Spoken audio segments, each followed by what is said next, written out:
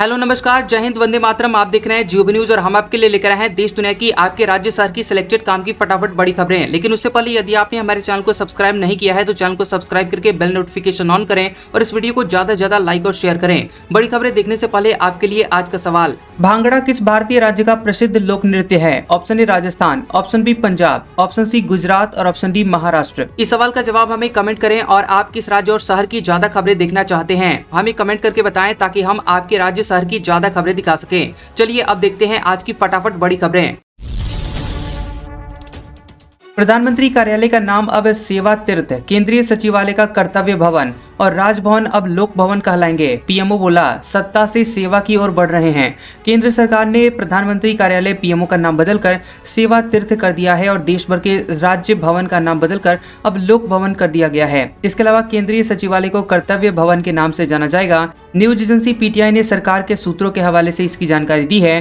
PMO के अफसरों ने कहा कि सार्वजनिक संस्थानों में बड़ा बदलाव हो रहा है, सत्ता से सेवा की ओर बढ़ रहे हैं। ये बदलाव प्रशासनिक नहीं बल्कि सांस्कृतिक है। इससे पहले केंद्र सरकार ने राजपथ का नाम कर्तव्य पथ किया था। वहीं पीएम का आधिकारिक निवास भी रेड कोर्स रोड कहलाता था, जिसे 2016 में बदलकर लोक कल्याण मार्ग कर दिया गया था।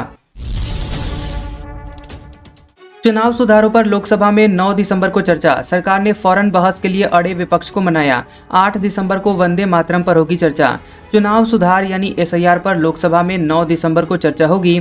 संसद में 2 दिन से फौरन चर्चा पर अड़ा विपक्ष बहस के लिए मान गया है। लोकसभा स्पीकर ओम बिरला से मुलाकात के बाद कांग्रेस नेता के सुरेश ने बताया कि 9 दिसंबर को इलेक्टोरल रिफॉर्म्स यानी चुनावी सुधारों पर 10 घंटे तक बहस होगी। इसके साथ ही उन्होंने कहा कि एक दिन पहले 8 दिसंबर को वंदे मातरम पर चर्चा होगी। इसके लिए भी 10 घंटे का समय तय किया गया है।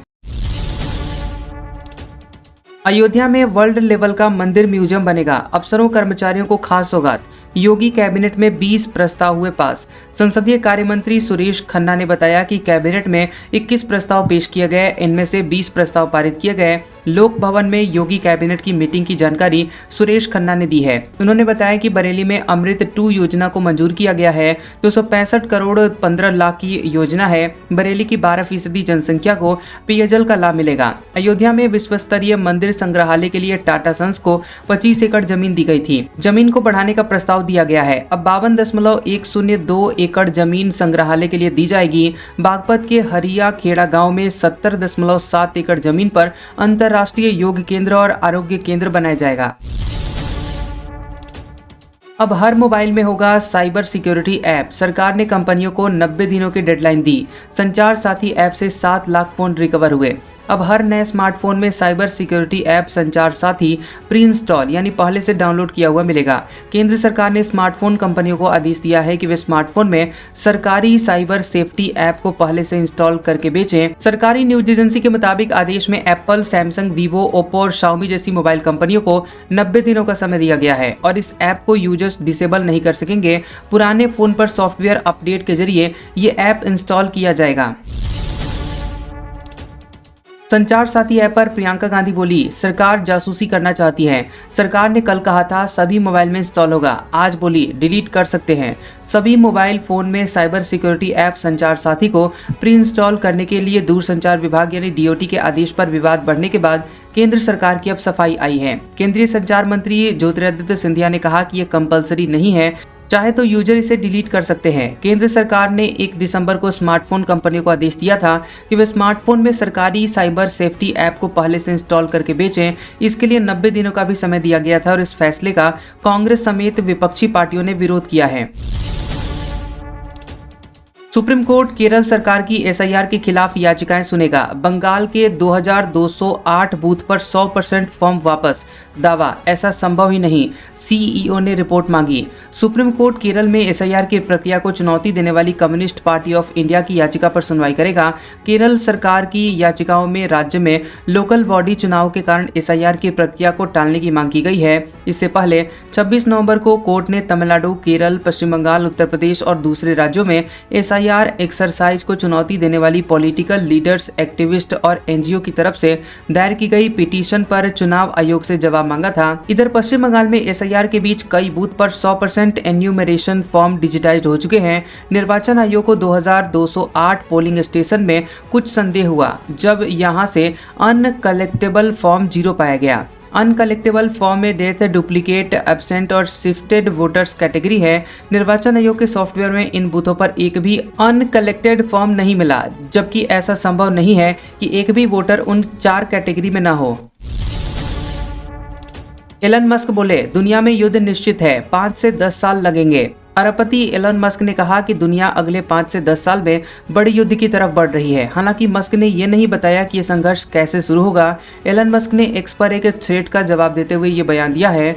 एक्स पर थ्रेड में एक यूजर ने लिखा कि सरकारें अब ठीक से काम नहीं कर रही हैं, क्योंकि परमाणु हथियार युद्ध या फिर युद्ध की संभावित धमकी को रोकते हैं। इस वजह से सरकारों पर कोई बाहरी दबाव नहीं है। इस पर एलन मस्क ने जवाब दिया कि युद्ध निश्चित है, 5 साल, ज्यादा से ज्यादा 10 साल। उन्होंने ये नहीं बताया कि कौन से देश युद्ध में शामिल होंगे। पाकिस्तान में रावलपिंडी से इस्लामाबाद तक हाई अलर्ट, धारा 144 लागू। इमरान समर्थकों के रैली जुलूस निकालने पर रोक। पाकिस्तान की सरकार ने रावलपिंडी से लेकर इस्लामाबाद तक हाई अलर्ट जारी कर दिया है। रावलपिंडी में धारा 144 लागू है और यह फैसला पूर्व प्रधानमंत्री इमरान खान के समर्थकों को विरोध प्रदर्शन करने से रोकने के लिए लिया गया है। इसके तहत 1 से 3 दिसंबर तक सार्वजनिक सभा, रैली, जुलूस, धरना प्रदर्शन और 5 से ज्यादा लोगों के इकट्ठे होने पर बैन लगा दिया गया है।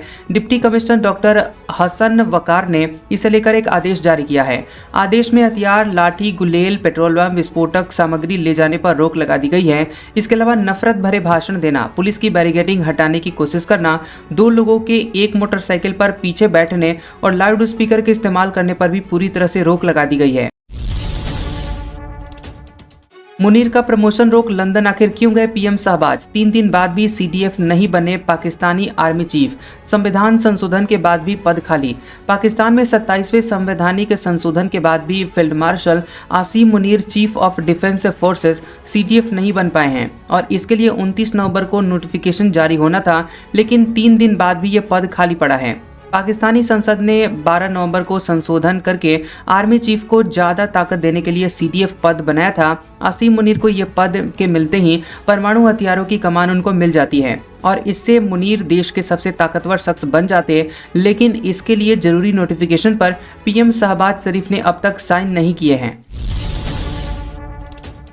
पाकिस्तान ने श्रीलंका को एक्सपायर्ड राहत सामग्री भेजी। बाढ़ राहत के लिए भेजे गए फूड पैकेट्स की तस्वीर हुई वायरल। इस पर एक्सपायरी डेट अक्टूबर 2024 लिखा हुआ है। पाकिस्तान ने श्रीलंका को एक्सपायर्ड राहत सामग्री भेज दी है। मीडिया रिपोर्ट्स के मुताबिक श्रीलंका में आए साइक्लोन तितवा से निपटने के लिए पाकिस्तान ने मदद भेजी थी, लेकिन उन फूड पैकेट्स पर एक्सपायरी डेट अक्टूबर 2024 की थी। पाकिस्तान ने पानी, दूध, पाउडर और आटे समेत कई पैकेट भेजे थे। पाकिस्तान हाई कमीशन श्रीलंका ने 30 नवंबर को सोशल मीडिया एक्स पर इससे जुड़ा हुआ एक पोस्ट किया था। इसमें राहत सामग्री की तस्वीर भी जारी की गई थी। इसमें एक्सपायरी डेट लिखी नजर आ रही है। ये पोस्ट वायरल हो रहा है और कई यूजर्स पाकिस्तान की आलोचना कर रहे हैं। हालांकि अब तक पाकिस्तान का कोई रिएक्शन नहीं आया है। 48 घंटे तक भूखे रहकर ट्रेन चला रहे लोको पायलट, देश भर में आंदोलन। कहा, लंबे ड्यूटी आवर्स और लगातार मानसिक दबाव में गाड़ियां चलाते हैं। भारतीय रेलवे के लोको पायलट और सहायक लोको पायलट अपनी 10 सूत्रीय मांगों को लेकर 48 घंटे की हंगर फास्ट यानी भूख हड़ताल पर चले गए हैं। ऑल इंडिया लोको रनिंग स्टाफ एसोसिएशन के आह्वान पर 2 दिसंबर सुबह 10 बजे से 4 दिसंबर सुबह 10 बजे तक देश भर में 1,20,000 लोको रनिंग स्टाफ बिना भोजन ड्यूटी करेगा। मध्य प्रदेश में ये आंदोलन कटनी, जबलपुर, सतना, सागर, बीना, भोपाल, इटारसी, गुना, कोटा और गंगापुर सिटी की क्रू लॉबी में शुरू हुआ है। जोनल सचिव वीके जैन ने कहा कि लोको पायलट रेल सुरक्षा की रीढ़ है, लेकिन हमारी मांगों पर वर्षों से केवल आश्वासन मिला है। जैन ने कहा कि हमें काम के प्रतिकूल हालात, लंबे ड्यूटी आवर्स और लगातार मानसिक दबाव में गाड़ियां चलानी पड़ती हैं। ऐसे में हम मजबूर होकर भूख हड़ताल पर बैठे हैं। कनाडा में खालिस्तान समर्थकों ने भारत विरोधी नारे लगाए। पीएम मोदी रक्षा मंत्री राजनाथ सिंह के पुतले बनाकर लिखा, हिंदू टेररिस्ट, हाथों में थे पाकिस्तानी झंडे। कनाडा में खालिस्तान समर्थकों ने अलग अलग शहरों में भारत के खिलाफ जहर उगला है और सरे शहर में खालिस्तानियों ने निज्जर के होर्डिंग लेकर भारत के खिलाफ नारेबाजी की है। और यही नहीं, उन्होंने प्रधानमंत्री नरेंद्र मोदी का पुतला बनाकर उस पर लिखा कि इसने हरदीप निज्जर को मारा है। प्रधानमंत्री नरेंद्र मोदी और रक्षा मंत्री राजनाथ सिंह को हिंदू टेररिस्ट बताया गया।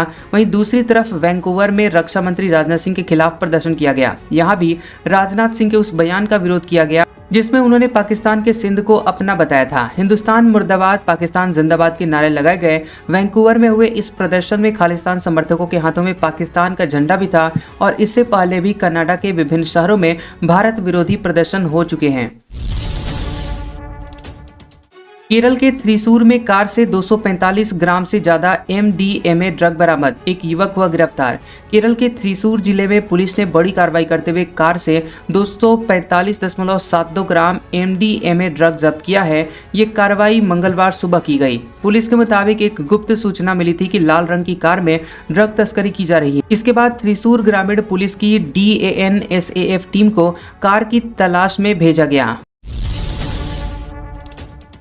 पाकिस्तान के लिए भारत ने इंसानियत के नाते एयर स्पेस खोला, मदद लेकर श्रीलंका जाएगा विमान। पहलगाम हमले के समय बंद किया था। भारत ने तूफान दितवाह से प्रभावित श्रीलंका के लिए राहत सामग्री ले जा रही पाकिस्तान की ओवरफ्लाइट को अपने एयर स्पेस से गुजरने की मंजूरी दे दी है।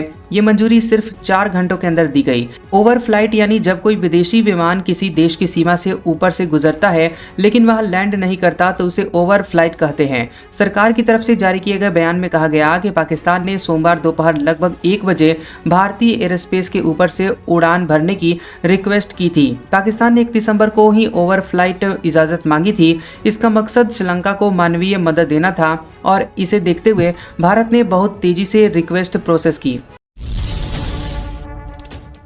भागवत बोले, दुनिया मोदी को ध्यान से सुनती है। ये भारत की बढ़ती हुई ताकत दिखाता है। अब देश को सही स्थान मिल रहा है। राष्ट्रीय स्वयंसेवक संघ यानी RSS के प्रमुख मोहन भागवत ने कहा कि विश्व मंच पर प्रधानमंत्री नरेंद्र मोदी की बात ध्यान से सुनी जाती है और ये भारत की बढ़ती हुई वैश्विक ताकत दिखाता है। भारत अब दुनिया में अपना उचित स्थान प्राप्त कर रहा है। भागवत पुणे में RSS के 100 वर्ष पूरा होने पर आयोजित कार्यक्रम में बोल रहे थे। इस दौरान उन्होंने सुझाव दिया कि संगठनों को केवल वर्षगांठों या शताब्दियों का इंतजार नहीं करना चाहिए बल्कि निर्धारित समय में अपने कार्य पूरे करने पर ध्यान देना चाहिए। कुवैत हैदराबाद इंडिगो फ्लाइट को बम से उड़ाने की धमकी, मुंबई एयरपोर्ट पर इमरजेंसी लैंडिंग करवाई गई, कोई विस्फोटक बरामद नहीं हुआ।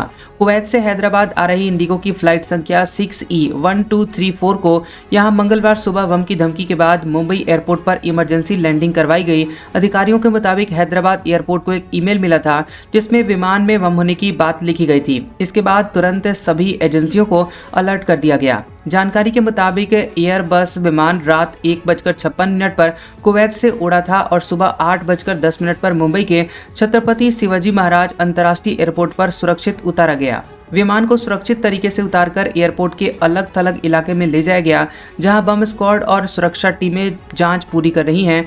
यात्रियों और क्रू को सुरक्षित बाहर निकाला गया।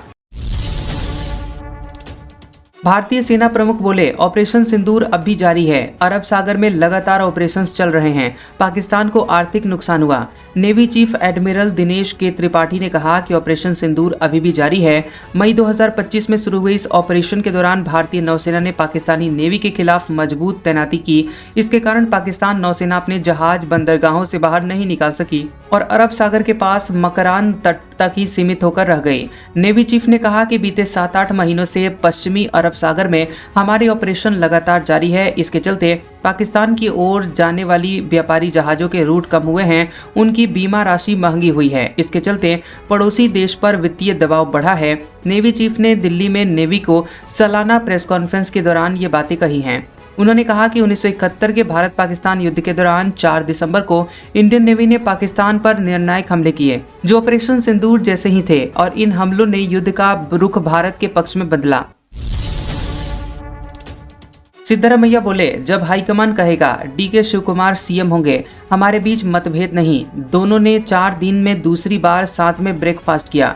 कर्नाटक के CM सिद्धरामैया ने कहा कि जब हाईकमान कहेगा तब DK शिवकुमार को मुख्यमंत्री बना दिया जाएगा। उन्होंने यह बात शिवकुमार को कब CM बनाया जाएगा से जुड़े हुए सवाल पर कही है। सिद्धरामैया ने कहा कि हमारे बीच कोई मतभेद नहीं है और दोनों राज्य सरकार को एकजुट होकर चला रहे हैं। इससे पहले दोनों ने मंगलवार को फिर से साथ में ब्रेकफास्ट किया। ये 4 दिन में दूसरी बार है जब दोनों की साथ में नाश्ते पर मीटिंग हुई। सिद्धरामैया शिवकुमार के घर पहुंचे, जहां उनका स्वागत DK शिवकुमार और उनके भाई पूर्व सांसद DK सुरेश ने किया। इसके बाद दोनों ने साथ मिलकर पारंपरिक नाटी चिकन और इडली लुत्फ उठाया। चेन्नई मेट्रो तकनीकी खराबी के चलते टनल में फंसी, कोच में 10 मिनट अंधेरा रहा, यात्री 500 मीटर पैदल चलकर बाहर निकले। चेन्नई में ब्लू लाइन की एक मेट्रो ट्रेन अचानक से तकनीकी खराबी आने के चलते 2 स्टेशनों के बीच में रुक गई और ये घटना सेंट्रल मेट्रो और हाई कोर्ट स्टेशन के बीच हुई है। यात्रियों ने बताया कि ट्रेन में अचानक बिजली चली गई और वे कोच में अंधेरे में फंस गए। यात्री 10 मिनट तक ट्रेन में रहे। इसके बाद अफसरों ने उनसे पैदल चलकर नजदीक के हाई कोर्ट स्टेशन तक जाने को कहा। ये दूरी लगभग 500 मीटर की है। सोशल मीडिया पर वायरल वीडियो में लोग रेलिंग पकड़कर सुरंग में पैदल चलते हुए दिखाई दे रहे हैं। आज का सुविचार, कभी कभी अपनी खुशियां सिर्फ अपने तक ही सीमित रखिए, क्योंकि हर कोई आपकी खुशी से यहाँ खुश नहीं होता।